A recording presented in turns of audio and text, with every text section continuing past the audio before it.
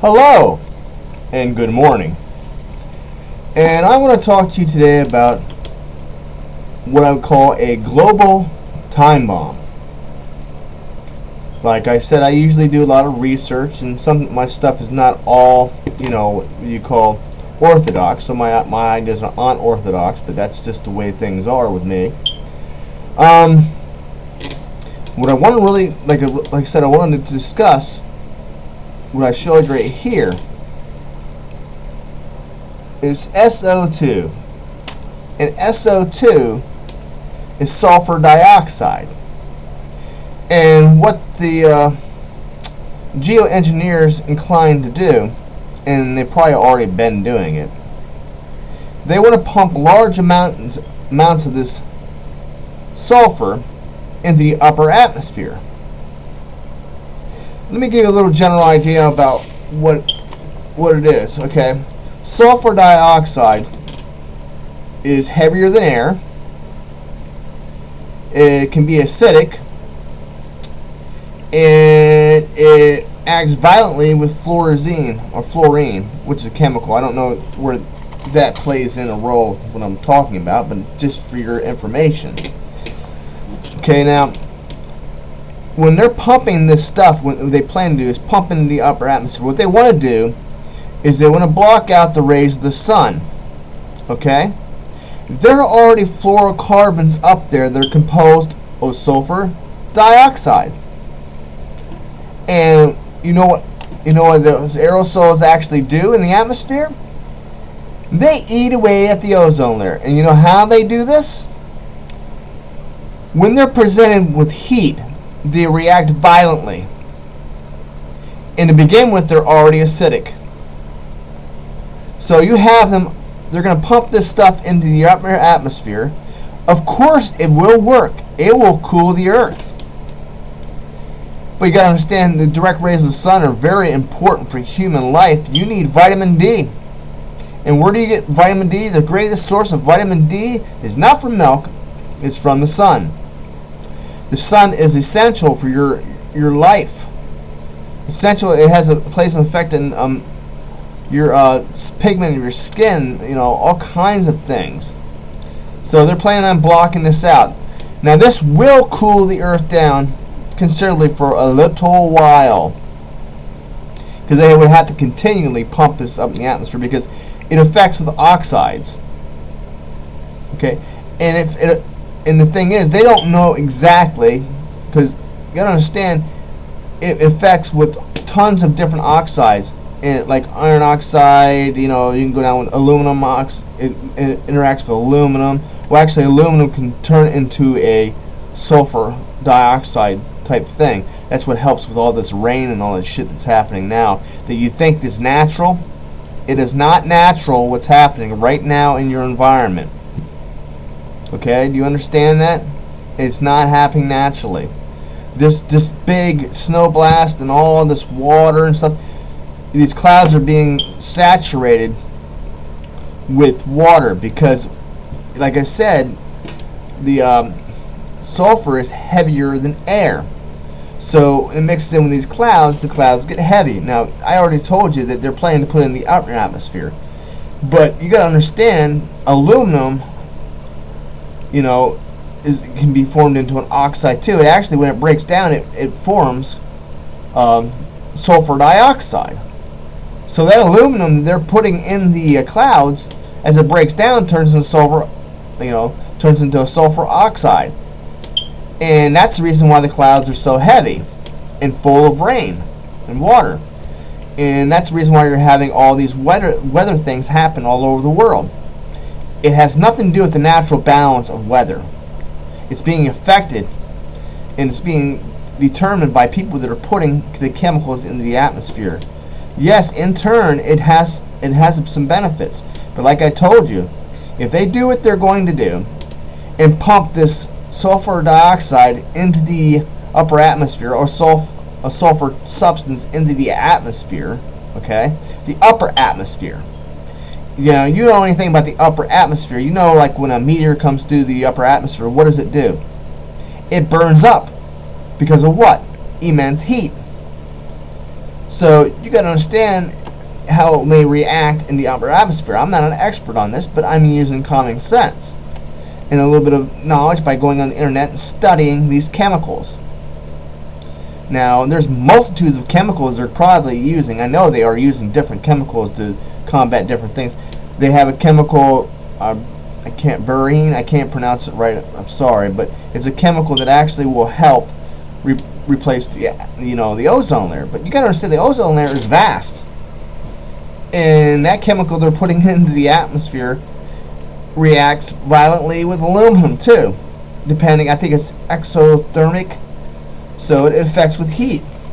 So the Earth is actually warming up. Okay, so there's more rays coming through the ozone layer and hitting the Earth and causing warming, and that in itself is a danger. Now, for a short period of time, this will work. And they know it will work. But they're not looking at the long-term effects. Like 10 years from now, what is going to happen. Or what happens when we have natural disasters and we can't continue to pump this immense amount of sulfur dioxide in the atmosphere. They're messing up the balance of things. That's why I call it a global time bomb. And you got to understand that we have another thing that's a problem with sulfur dioxide, and right here I have it written down. I'll make sure I pronounce this right. Sulfur trioxide, which is another word for acid rain, and it's acidic. And it damages plants, and it damages water, and it damages soil. So when you see plants losing their chlorophyll, and not only that, you got to understand these other chemicals that are raining down on these plants that are not natural to their habitat or their makeup. You're putting a foreign source into the environment and into the plant life. You're going to have catastrophic effects. And no matter how many seeds that they make to try to combat this, you can only do so much once you destroy the environment. It has a balance. Let me keep going here. There's a thing called calcium oxide, which they use to clean up sulfur dioxide. It actually has a bleaching effect. It's basically lime, okay? Calcium oxide is like a lime. And what it does is it bleaches this out so that it consumes the sulfur dioxide, which I believe, I understand it to a point. But what happens if, for some reason, they're manufacturing stuff, and this calcium oxide gets into the atmosphere? What effects that going to have? I mean, you got to understand, you got an upper layer and a lower layer. You got large amounts of greenhouse gases, right? And what they're saying is they don't want people to stop polluting. This is insane. Now listen to me. This is on Florida TV. This guy's an expert, I believe, and he was talking about the fact of the impact if we stop polluting the upper atmosphere with carbon dioxide. Because even with heating, it also blocks out certain amounts of rays from the sun. In doing so, okay, because carbon dioxide gets heated from the sun, but also, in the same token, if that layer of protection, the ozone layer, is being depleted, and we're depending on that carbon dioxide and that sulfur oxide to block out the sun, what happens if that doesn't work? So we already have like I said, we have fluorocarbons already in the atmosphere, okay? They're similar to sulfur dioxide, and they damage the ozone layer. And so does sulfur dioxide to a certain degree. And they both act violently to different oxides, in the atmosphere. And when it's heated, it acts violently. And not only that, you're affecting the atmospheric pressure too. Because they've done experiments with sulfur dioxide and some other oxides, and what it does, it causes like an expanding effect. So my video working. I hope my video is working okay. It just did something there. But what I'm saying, it has an expanding effect. So you have the lower atmosphere and the upper atmosphere, and you have the sulfur dioxide, and when it mixes with certain oxides, it has a lifting effect. So you're actually lifting the upper atmosphere. You know, you can blame HAARP for some of it maybe, but it's not just, it can't be just HAARP alone, because you need mass amounts of whatever to make the upper atmosphere, the whole thing, to lift. But if you're pouring all this sulfur dioxide into the upper atmosphere, and these other oxides, you know, from pollution are getting into that, it's going to cause an expansion. Okay, do you understand what I'm saying? It's kind of like a balloon. When you blow more air into it, it expands. Well, those two, in between those two layers, in between the layer of carbon dioxide and the layer of sulfur dioxide, actually it'd be two layers. The layer between the carbon dioxide and the sulfur dioxide, okay, there's an expansion, downward expansion, depending on what types of oxides mixed with it. And then you got the upper atmosphere, and depending on what kind of chemicals react with that, with the sulfur dioxide, you get an upward expansion. So what you're doing is you're, in turn, affecting the balance of the environment and the way the Earth is designed to work. So you're causing a stretching effect on the atmosphere. So I don't know what kind of long-term effect that would have, but it can't be good. Okay? Can't be good. And like, I want to go on here a little bit more about these oxides. You know, and it's what's sad, I can't sit here and list every oxide and every reaction and chemical reaction these things have.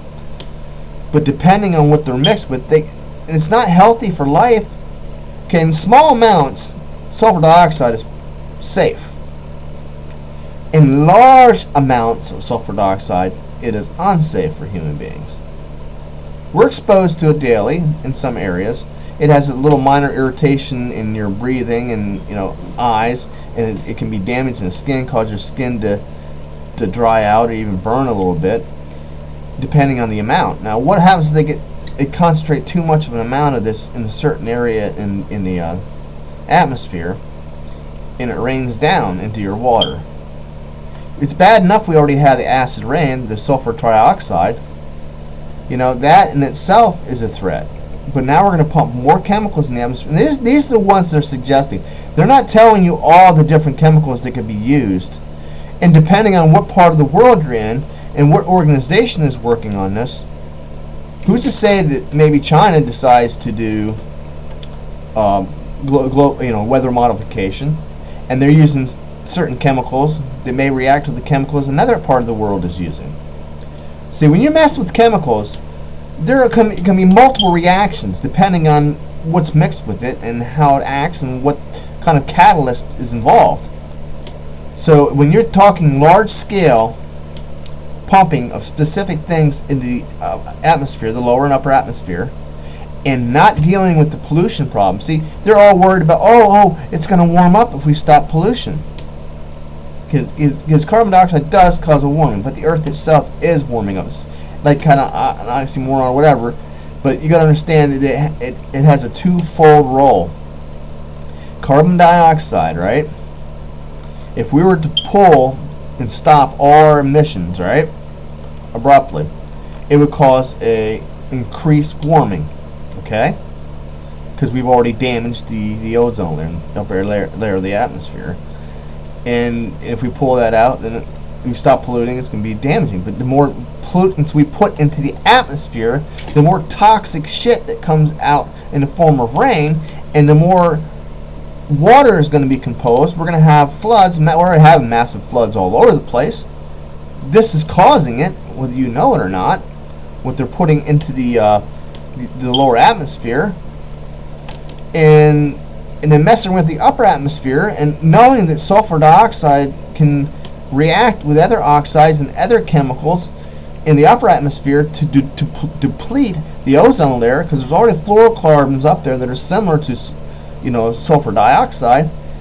I'm telling you these chemicals because I want you to look them up and read them. Not all of them are bad in their natural states, but when they're combined with other chemicals, they have reactions, and they had negative reactions and positive reactions, and they had reactions that react with other chemicals. It's a big bouncing around chain reaction going on up here.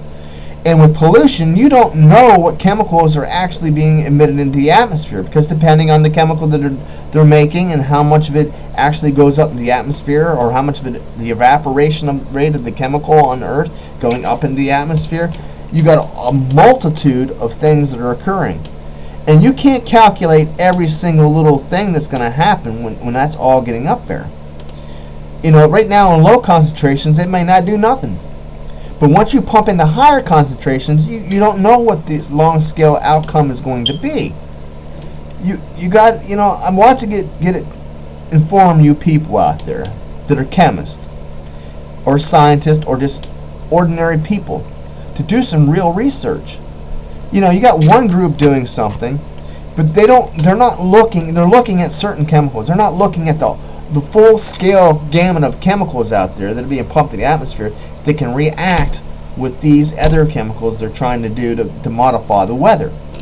And when you're modifying the weather, you can cause major droughts in some areas of the world, and you can cause major amounts of water, and you might dump a whole bunch of this chemical because there might be a large, you know, like the large cyclone that went over Australia. You don't know how much of any of those chemicals were charged into that cyclone. You don't know if that was dropped onto Australia, causing damage to their vegetation and into their water. You know, a lot of people don't want to hear this. They say, "Oh, you're full of it. Nobody would ever do that. Big business wouldn't do that. Big business wouldn't pollute nobody." You know how many people have died because of pollution? Only in my area. There's several places in my area. When they make paper production and other types of production where they use these certain chemicals in high amounts, they become toxic. In low amounts, they're safe. A lot of them are safe. But when you concentrate them in high volume, that's where the danger comes. That's why I'm saying this is a global time bomb. And it won't take long. If they shoot large amounts of chemicals in the atmosphere, I'm not just talking about a lot. They're thinking about putting these like big pipe-like things to create a volcano effect, shooting this stuff into the atmosphere, basically causing a nuclear winter or an ice age. But it will only last for several years. They'll have to keep. They can't They can't constantly keep putting massive amounts of sulfur dioxide in the atmosphere. You got to understand there's a certain balance of oxygen and ratio of carbon dioxide that's needed for life. You know, plants need so much carbon dioxide and humans need so much oxygen. Well, when you can make an imbalance in carbon dioxide and oxygen. So at one time there was a large amount of oxygen on the Earth, and things were bigger and larger, even animals, because of this fact. You look the sequoia, the redwoods. The reason they're so big is because a lot of those trees were native to this Earth during the time there was high amounts of oxygen. A lot of the other bigger, you know, trees and plant life that survived to this point because of that. But when you're putting all this toxic stuff in the atmosphere, and you're putting all this toxic stuff into the soil, and you're putting all this toxic stuff into the water, you're only asking for trouble. You're only asking for trouble. What happens when this water, you know, gets in the water source and it reacts violently with heat? Say that we got this large industry that's using water, right? And you know, a good portion of this gets into their water system, right? And they use a heat process with their water. You're going to have an explosion. So there is a gamut, a multiple of things that can happen when you're playing around with this. Instead of leaving it alone and take away these greenhouse emissions, nature will slowly take care of itself. But you trying to modify it and hurrying up the process, you're just going to cause more damage than good. So you geoengineers out there, you're trying to play God. I give you some credit because you're trying to take care of this Earth. But you understand, you do anything large scale to this atmosphere, which I know you've probably been doing because I see the results in my environment, in my research over the years of how things have changed, how the sky is fashioned, and how, you know, different levels of oxygen in the atmosphere and carbon dioxide, the ratios are starting to get screwed up, and that's not good for human life. Okay, Don't take my word for it. You do your own research. It's out there. If you look at the large gamut of what these reactions will do, and about the concept of chain reaction and the concept of catalyst, that's a big word for everybody in science. I tell them that all the time. Catalyst. You got to look at that. A speeding up effect, even the decelerating effect, okay, that's a catalyst as well, will cause changes. You can't change the chemistry of the Earth, because you realize the Earth is positioned in such a way. Okay, first of all, the Earth's axis, it's where it should be to sustain life. Us humans, we've adapted to this temperature and range of weather.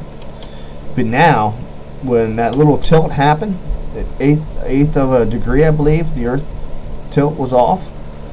That affected a lot of things. Whether that sounds like a little, that's a lot as far as the effects on the Earth, and that alone played a role. And I got to get back on this too. Methane is coming out of the Arctic. They know this. Russian scientists know this because of the melting.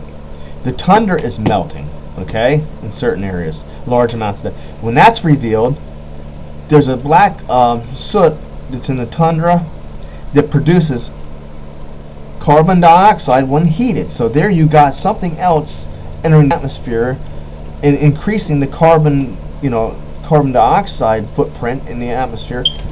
And with that, and with the fact that it's still warming up, you can't beat it.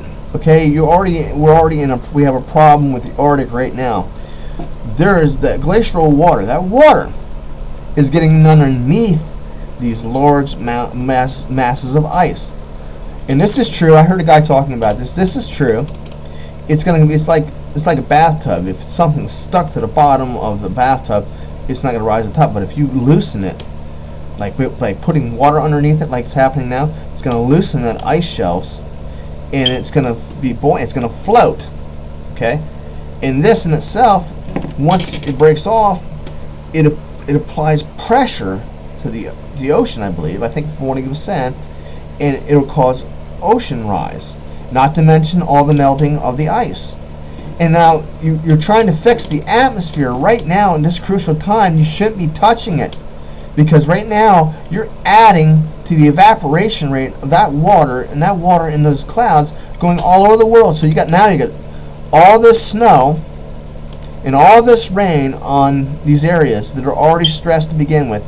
The spring comes, the thaw, you'll have all this water, and then on top of all the other things that are happening, because this summer, if it's happening the way I think it's happening, you're going to see a lot of rain. A lot of rain. And there's other parts of the world that are getting strange amounts of rain. And they were saying like biblical accounts of rain. I'll give you for instance. Manila, Great Britain had it. And Australia's obviously had it. And then there's small islands are slowly going to be abandoned because they're going to be covered. Not because I'm being a doomsdayer. I'm telling you, they're being covered now. Look for yourself. And there was a whole bunch of things that happened in 2009 as far as water. So each year it's escalating. Okay, the melt rate will cause a larger ratio of water to enter into the ocean. This will in turn cause a larger amount of evaporated water. Salt water freezes at a fresh water above, I think, 30 some odd degrees, which it stays that temperature in salt water. I can't explain the whole detail. You have to research this yourself.